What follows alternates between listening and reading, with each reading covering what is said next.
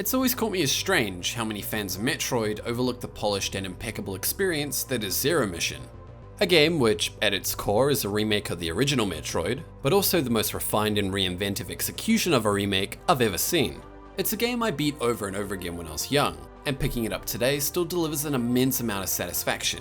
Despite being somewhat sidelined by Metroid fans in comparison to its more popular counterparts, this being Super and Fusion, Zero Mission still stands as the most well-rounded and definitive ways to experience the series' high points, being the most refined version of a 2D Metroid game, taking the best elements from both of the aforementioned titles.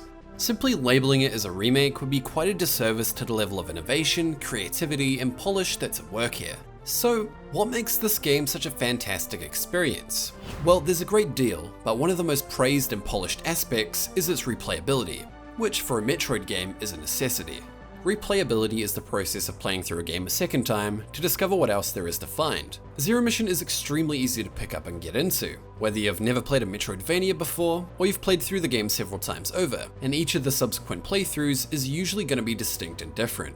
The game is designed in such a way that the experience can be revisited by dedicated and casual fans alike.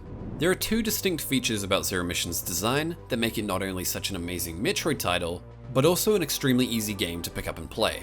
These being the compact design of the game and the accommodating level of depth to explore. So, let's first talk about what makes Zero Mission a compact experience.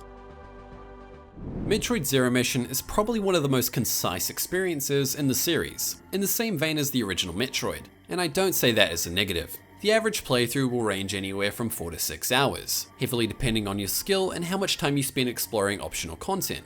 The game is punchy, compact, and doesn't waste your time in any capacity. As much as I love its predecessor Fusion, the more linear and narratively focused experience can make the game somewhat tedious to play through a second time. The larger emphasis on dialogue and cutscenes are great for a first playthrough, but can be at the detriment of any preceding runs, and can bring the pace to a standstill since these sequences are unskippable. Zero Mission, on the other hand, has a much simpler narrative, allowing for extremely short cutscenes and a larger reliance on subtext and implications, with the only actual dialogue being featured at the beginning and near the end of the game. This more hands-off approach is extremely effective, as it leaves it up to the player to interpret as much or as little as they want, without sacrificing the fluidity of a playthrough and the game's pacing. This gives you a cohesive and high-quality experience, and this can also be said about the gameplay itself. Zero Mission, while being short, is jam-packed with additional content, a large amount of which you'll probably miss on your first playthrough. This includes hidden areas, optional routes, and a vast amount of upgrades, some of which require a great deal of skill to get to, but we'll touch on that later. This makes for a game that's short in length, but every aspect of said length is full to the brim with things to discover.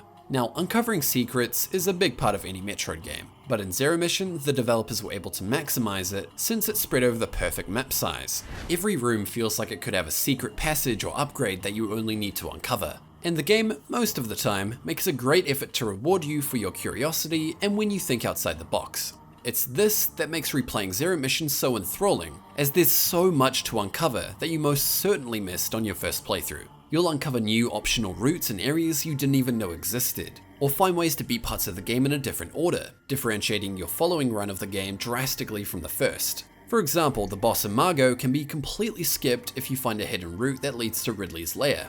On my second playthrough, I never actually picked up the charge beam, as I never bothered to beat the boss that drops it. Even if you don't care a great deal for exploration and finding secrets, Zero Mission's main playthrough isn't blown out over vast amounts of empty gameplay, which makes it easy to pick up and go through again. Each mechanic and upgrade is given enough time to be established and develop, but doesn't overstay its welcome. One example being the ice beam, which allows you to freeze enemies and use them as platforms. This mechanic starts easy and is gradually made more difficult, but it doesn't become tedious, as the game has enough to offer that it doesn't need to heavily rely on the same gameplay loop. It's this concise amount of gameplay that allows for fantastic replayability, as the game itself isn't too tedious to play through, nor too one-noted or one-dimensional to discover more depth. But these aspects are just the basic parameters. Let's move on to the second aspect that makes Zero Mission so replayable, and such a high-quality Metroid title: how it rewards mastery. One of the core themes of Metroid is starting weak and vulnerable and gradually becoming a master of the environment. This can be said for basically every game in the series, where you start with extremely limited firepower and expertise and eventually become an unstoppable force of nature, with a complete understanding and mastery of the entire map. This can also be said for Zero Mission 2, but it also goes a step further and extends to preceding playthroughs, where it's you who's a master of the environment, and the game is fantastic at making that process of mastery extremely satisfying. The game, being a Metroidvania, is built with backtracking and even speedrunning in mind, and I think this is a great point to look at Zero Mission's biggest source material. Surprisingly enough, this isn't the original Metroid. While it does stand as a foundation for a large amount of Zero Mission's map and story beats, featuring the same main enemies and antagonists, Kraid, Ridley, and Mother Brain, the game, in regards to design, is much closer as an experience to Super Metroid. Since I made a comparison of Fusion in the previous segment, I also think it's relevant to compare Zero Mission to Super Metroid for this one. Super, being probably the most iconic title in the series, has a heavy emphasis on non-linearity and mastery of the map and your arsenal. The environment allows for players, if they have the right amount of skill and expertise, to play through the game in a completely different way, accessing some areas and items much earlier than on a traditional playthrough. It's this reason that the game has become such a mainstay of the speedrunning scene, as this kind of level design is perfect for those kind of players who have an interest in mastering a game's mechanics, to play through it in the most efficient and precise way possible. Zero Mission is very similar to these foundations of Super Metroid, and the developers took these foundations and perfected them and expanded upon them, in the same fashion that Super did with the elements of the preceding games in the series, Metroid 1 and 2. This is where my previous point about the concise experience plays into things. Zero Mission's depiction of Zebes is notably smaller than in Super, but this also plays into that satisfaction, as it's compact but also provides an accommodating amount of depth. I do believe that in this case, less is more, and that Zero Mission does a slightly better job at allowing you to master the intricacies of the world and understand how it's all interconnected. Another key element is how the world is designed fundamentally, which completely integrates mechanics that reward mastery of the game. The success and cult following that surrounded Super Metroid has allowed the developers to nail the Metroidvania experience, building the sequence-breaking and optional routes into the entire map, but also making it concise and a bit easier to get your head around. A key example is the wall jump, which allows you to repeatedly jump on a flat surface, letting you reach some areas without requiring specific upgrades, if you're good enough with the mechanic that is. Another example is the Shine Spark, a very precise maneuver that allows you to become invulnerable and fly horizontally or vertically. And to accommodate this, there are some pathways that are only accessible by using these kinds of mechanics, like tall and flat surfaces, or blocks that require the speed boost, but are out of the way of any long hallways to get the required running start. These optional mechanics, while hard to get the grip of at first, allow revisiting players to explore and exploit every nook and cranny within the map, which is the mastery I mentioned earlier. Another key difference, apart from the map size and layout, is that the game utilizes the much snappier and more precise controls that Fusion brought to the table. This precise and more instant gameplay is much more rewarding on preceding playthroughs, as it removes any slow tedium that might arise when playing Super Metroid. Zero Mission makes use of the strengths of both of these iconic titles for possibly the most polished and definitive 2D Metroid experience you can play. While a large amount of what I've said applies to extremely dedicated fans, it can also be said for those who just enjoy the game and have no interest in beating it in the shortest amount of time possible. Considering this game is a Metroidvania, there's a great deal of backtracking, and you'll be going through various rooms and fighting particular enemies multiple times. A great way Zero Mission combats any potential tedium is through how the map is designed around these mechanics, and this ranges from small details to large stretches of the game.